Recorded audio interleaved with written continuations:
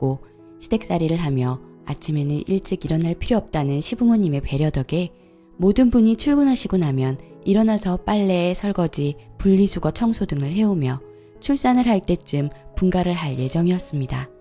그렇게 시댁살이를 2달가량 해오던 중 원래 남편이 귀농할 계획이었습니다. 아기를 가지기 전부터 시댁에서 이미 얘기가 끝난 내용이었고요. 저는 귀농에 대해 잘 몰라서 딱히 터치하지 않았습니다. 하고 싶다는 일을 맡고 싶지도 않았고요. 그러던 중 좀 더 파헤쳐 보았는데 귀농 3억 대출을 받아서 하게 되면 빚더미에 앉는 사람들이 꽤 많길래 그때부터 일의 심각성을 알게 되었습니다. 그래서 남편에게 지금 당장은 아닌 것 같아. 만약 시부모님들께서 먼저 하시다가 괜찮고 안전한 사업이라 판단되어 아들을 끌어당기시는 건 몰라도 처음부터 아들 명의 3억 빚으로 시작하는 건 어른들의 생각이 틀리신 것 같아 라고 얘기를 해왔습니다. 그러다 조금씩 일이 터지게 되었고 그 집은 빚투성이었습니다. 좋은 아파트도 월세 90이나 내며 살고 있었고 빚 고정 지출만 한 달에 300이 넘는 돈이었습니다. 시할머니 빚, 시할아버지 빚, 아버지 회생, 햇살론, 차할부 월세 등등 빚 있는 건 이제 와서 어쩔 수 없다고 해도 아들에게 돈을 요구하는 건 이해할 수가 없었습니다. 처음엔 어머님께서 저에게 아직 어리고 자리를 못 잡은 너희이기에 남편 월급 세전 300에서 100만 원을 너희가 쓰고 나머지는 관리를 해주겠다고 말씀하셨기에 저는 그냥 다 믿고 의심 따윈 없이 알겠다 했습니다. 근데 그게 관리가 아닌 그 집에 들어가는 돈이었고 이 사실을 알고 저는 남편과 수도 없이 싸웠습니다. 줄일 수 있는 지출을 줄이고 아들에게 손을 벌리지 않는 것이 부모의 도리라고 저는 생각을 하며 남편이 너무 안쓰러워지기 시작했고 여러 부분에서 이해를 하려 해도 할 수가 없었습니다. 그리고 시할머니, 시할아버지 빚까지 갚고 계시며 아들에게 손 벌리고 있는 상황에서 자동차 벤츠 얘기를 하시는 모습이 앞뒤가 맞지 않는다 여겨졌죠. 정말 부모라면 이럴 수 있는가에 대해 생각했습니다.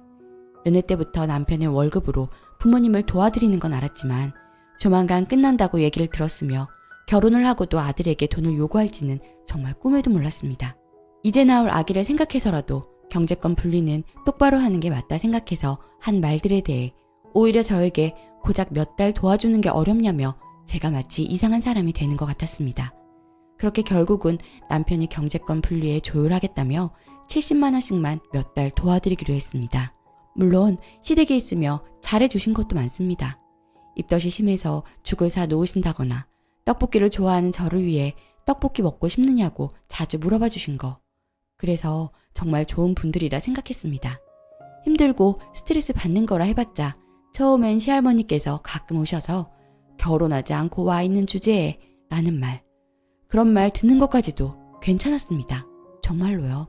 하지만 이런 경제권 분리, 귀농 대출에 대해서 너무 스트레스를 받고 배신감도 많이 느꼈다 보니 특히 귀농 대출 부분은 저 혼자 힘으론 바뀔 수가 없을 것 같아 친정 부모님께 모든 사실을 알렸고 아들 명의 3억 대출에서 저희 친정 부모님께선 이건 아니어도 너무 아니라고 판단하셔 남편에게 전화해 남편과 제게 친정에 와서 이야기를 해보자 하셨습니다. 이제 시작인 너희가 만약에 남편 명의로 3억 대출을 받는다면 내 딸을 너희 집에 보내지 않을 것이다. 위험 요소도 많은 사업일 뿐더러 이제 부부라면 내 아이 인생과도 관련이 있기에 개입을 하지 않을 수가 없다 말씀하시면서요. 그렇게 통화를 끝내고 남편과 실랑이를 하다가 너무 심적으로도 힘들고 평소에 스트레스도 많았으며 대화가 통하지 않자 너무 속상한 마음에 울며 집을 뛰쳐나갔습니다. 그 타이밍에 아빠가 전화가 왔는데 어디 털어놓을 곳이 없었고 누구에게 기대며 엉엉 울지를 못했어서 전화를 하는 도중에 그만 목 놓아 울어버렸습니다. 그 모습에 아빠께서는 임신한 몸으로 극도로 스트레스를 받고 있는 것 같아 정리를 하고 친정으로 우선 오라고 하셨습니다. 이 이야기를 엄마께서 남편에게 1순위로 전달을 했고 원래는 그날 저녁 제가 시부모님께 입덧이 심하다거나 몸이 안 좋다는 말로 여유있게 친정으로 가려 했습니다. 하지만 남편이 저희 엄마에게 이 말을 듣자마자 시댁에 전달을 해버렸고 시댁에선 부모님끼리 상의도 없이 며느리를 데려가느냐며 화를 내시곤 시아버지께서 귀농은 또 왜 못하게 하느냐며 앉혀놓고 시땡이라는 욕도 하시고 아기를 지우라는 둥 네가 낳아서 키우라는 둥 너희 아직 혼인신고 안 되어 있다는 말 남편이 다음날 장인어른 뵈러 갈 거라고 하니 네가 뭐하러 가느냐는 둥 택시 태워서 혼자 보내라는 둥, 상의도 없이 딸 데려간다는 말은 우리를 다시는 안 보겠다는 말이냐, 균형에 대해서도 무조건 노라고 말하는 인간들이 제일 싫다는 둥, 저희 아빠를 돌려서 욕도 했습니다. 여기서 저의 모든 인내심은 끝이 났습니다. 저렇게 욕을 먹으면서도 전 아무 말 하지 못했습니다. 그 부분조차 수치스러웠어요. 하지만 아기가 있고 시부모님이니까요. 할 말을 삼키고 울기만 했습니다. 우리도 잘한 게 없다며 남편조차도 옆에서 말려주지 않았습니다. 남편조차 제 편이 안 되어주는 시댁에 하루도 더 살고 싶지 않았습니다. 그래서 분가를 하자고 했고, 분가가 안 되면 제가 친정에 가겠다고 했습니다. 하지만 남편은 도망가려고만 하지 말라며 친정으로 가면 자기를 버리는 거고 아기도 지우라고 했습니다. 그리고 원래 저희 아빠를 뵙기로 했던 날 당일 취소를 했습니다. 저와 얘기를 다 끝내지도 않았는데 장인어른을 배워서 무슨 얘기를 하느냐 하더군요. 그렇게 또 논쟁하던 중 시어머니께서 저희 어머니께 전화를 해 저를 그냥 오늘 데려가라 하셨고 저는 친정에 오게 되었습니다. 그렇게 남편의 선택만이 남아 있었습니다. 남편이 친정 근처로 와서 작은 방이라도 구해 열심히 살고 책임감 있는 모습을 보이면 저희 아빠께서 집도 마련해 주신다 하시고, 아빠께서도 시댁 쪽 재정 상황, 남편도 모아둔 돈 없다는 거 알지만 성실함, 책임감 하나만 있으면 아기도 있으니 괜찮은 일자리 구해주는 것, 경제적인 지원도 해주신다 하셨습니다. 하지만 남편은 끝내 저에게 아기를 지우라고 했습니다. 자신의 부모님을 선택한 것입니다. 무책임한 그의 대답에 어떻게 그럴 수 있느냐, 정말 차라리 아기가 더 작을 때 날 버리지 그랬냐, 뱃속에서 4개월 가까이 15주라는 시간 동안 품고 있었다, 어찌 그리 잔인하나 하니 아기를 위한 거다, 아기가 태어나서 나는 왜 할아버지 할머니가 없어, 엄마 아빠가 왜 더 참지 않았어 라고 하며 원망하면 어떡할 거냐고, 그래서 아기가 불행할 거라고 얘기합니다. 정말 진짜 솔직히 이게 무슨 개소리인지 모르겠습니다. 나쁜 놈 되기 싫어서 말 같지도 않은 변명 붙이며 아기를 위하는 척 지우자 말하는 그 모습이 역겨워 토악질이 나왔습니다. 정말 지워야 한다 생각하니 마음이 너무 찢어질 듯 아팠고, 15주 동안 애정을 주고 초음파도 자주 가서 보고 초음파 동영상을 받아왔는데 활발히 움직여준 날에는 그 동영상을 집에서 몇 수십 번을 돌려봤습니다. 처음엔 혼자 키우려 했지만 친정 부모님께선 마음 아프겠지만 네 인생, 아기 인생을 위해선 보내주는 게 맞는 것 같다고 말씀하셨고, 저도 마음이 너무 아파 처음엔 정신도 못 차렸지만 이성적으로 판단하여 유도분만으로 아기를 보냈습니다. 욕을 하셔도 되고 저도 제가 정말 벌을 받아야 한다고 생각합니다. 더 아파야 하고 더 힘들어야 한다고 생각합니다. 병원을 총 2번 갔습니다. 맨 처음엔 아기 아빠가 병원에 같이 가주겠다는 약속을 받고 시어머니와 엄마랑 통화했습니다.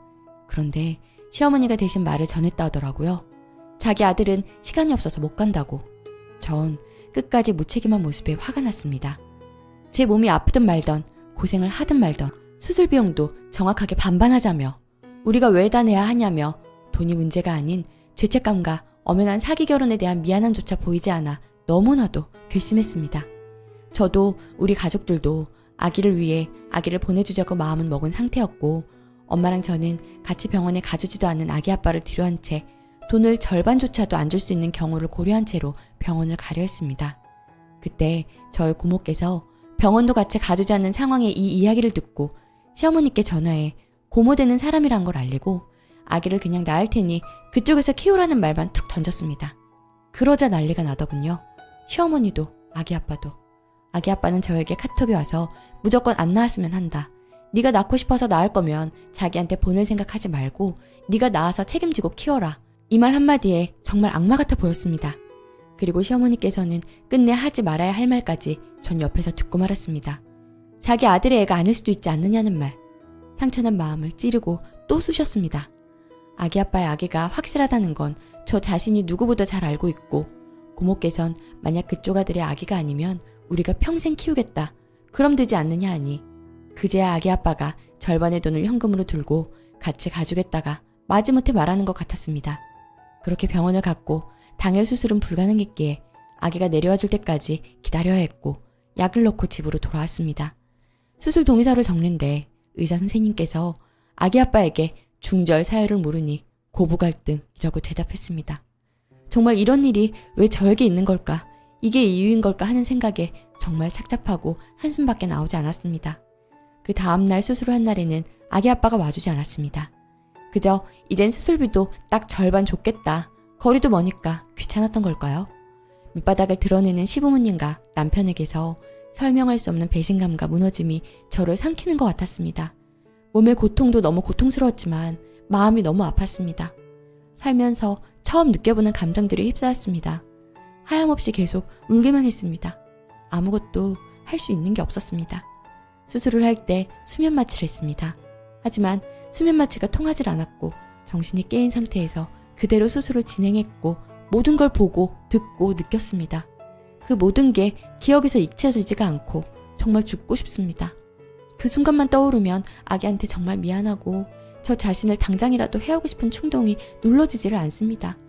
그때 그 느낌, 고통, 수술실 냄새, 수술 끝난 후 소리 매일매일 생생하게 느껴지는데 그럴 때마다 그런 생각이 떠오를 때마다 너무너무 힘이 들고 어둠 속에 갇혀서 빠져나올 수 없을 것만 같은 기분에 빠져요. 당시 수면 마취가 들지 못한 상태이기에 수술이 끝나고 뒷정리를 할 10분 정도 되는 시간 동안 수술대에 누워 발이 묶인 채로 한참을 울었습니다. 아기 성별을 보러 가기로 한 날 아버님께서 저한테 욕한 사건이 터진 날이었고 그날 밤새를 울고 밤을 새웠지만 아기 아빠는 피곤했는지 옆에서 그냥 자고 아침에 아기 아빠를 깨워서 병원 갈 거냐 물으니 가지 않는다고 예약 취소하라고 했었거든요. 그래서 아기의 성별을 알지 못했어요. 그게 정말 미안하고 한이 되어서 중절 수술이 끝나자마자 누워있는 상태에서 딸인지 아들인지 마지막으로 알려주실 수 있느냐고 제가 알고 기억을 해야 할 것 같아서 그런다고 울며 얘기했지만 끝내 딸이었는지 아들이었는지도 모르고 보내준 거에 대해서 더 죄책감이 남았습니다. 그리고 남편이 제게 했던 말이 있습니다. 지키고자 하는 게 있으면 참을 줄도 알아야 한다. 머릿속에서 떠나가질 않습니다. 시아버님께서 제게 욕을 하고 막말을 하셨을 때도 제가 참았어야 했던 걸까요? 제가 아기를 이렇게 만든 걸까요? 제가 그거 하나 잠시 참지 못해서 이렇게 된 걸까요? 인형 하나를 샀습니다. 아기라 생각하고 안고 자도 초음파 사진을 공책에 붙이고 보고 싶을 때마다 보며 힘들 때마다 편지를 적어보지만 마음이 하루하루 갈수록 더 힘들어지고 더 괴로워집니다. 이겨내려고 노력하지만 슬픔이 사라지지 않습니다. 그때 수술이 떠오를 때면 숨도 잘 쉬어지지 않는 것 같은 느낌을 받아요. 정말 턱 막히는 느낌. 그저 정말 미안하고 너무 마음이 아파요. 휴대폰을 봐도 아기를 가졌을 때 아기 동영상을 자주 봐서 알고리즘으로 계속해서 아기 영상이 뜨고 몸조리 중인데 하열의 전몸살, 가끔 새벽에는 자궁 통증까지 와서 몸도 마음도 너덜너덜해진 것 같아요. 말할 곳도 없고 너무 힘들어서 이곳에라도 글을 써봅니다. 불쾌하신 분들께서는 정말 죄송합니다. 제가 참았어야 했던 걸까요? 제가 어리석은 결정을 한 걸까요? 하루하루 괴로워서 잠이 오질 않아요. 후기. 몸 추스리고 나중에 알게 된 사실인데 친정 부모님이랑 고모부가 다 같이 시댁에 가서 쑥대밭을 만들어놨다고 하더군요. 고모부가 덩치도 크시고 왕년에 힘 좀 쓰셨던 것 같던데 가서 거의 남편을 반 죽여놓았다고 표현이 맞을 정도로 때렸나 봐요. 고소할 거면 하라고. 지금 사실혼이니 사기 결혼으로 고소할 거니 얼마든지 하라고 했나 봐요. 그리고 저한테 사과 안 하면 다음에는 움직이지 못하게 해놓을 거라고 하니 남편이랑 시어머니가 고기 사들고 친정에 와서 빌려왔다던데 돌려보냈대요. 다시는 발길도 하지 말라고. 이제는 정말 연 다 끊고 세상에 없던 인연처럼 살고 싶을 뿐이에요. 부모님과 고모부께 죄송하죠. 얼른 힘내서 다시 살아갈 의지가 생길 때까지 잘 회복해 보겠습니다. 감사했어요. 댓글. 저번에 글 읽었었는데 잘했어요. 지금 마음은 아프겠지만 그 아이 태어났어도 아빠라는 작자와 전시가 인간들 때문에 힘들어했을 거고 결국은 죄책감 느꼈을 겁니다. 그 인간들이랑 다시는 엮이지 말고 다음엔 제대로 된 남자 만나서 신중하게 결혼 결정하면 돼요. 최소한의 결정이었다고 봅니다. 오늘의 사연은 여기까지입니다.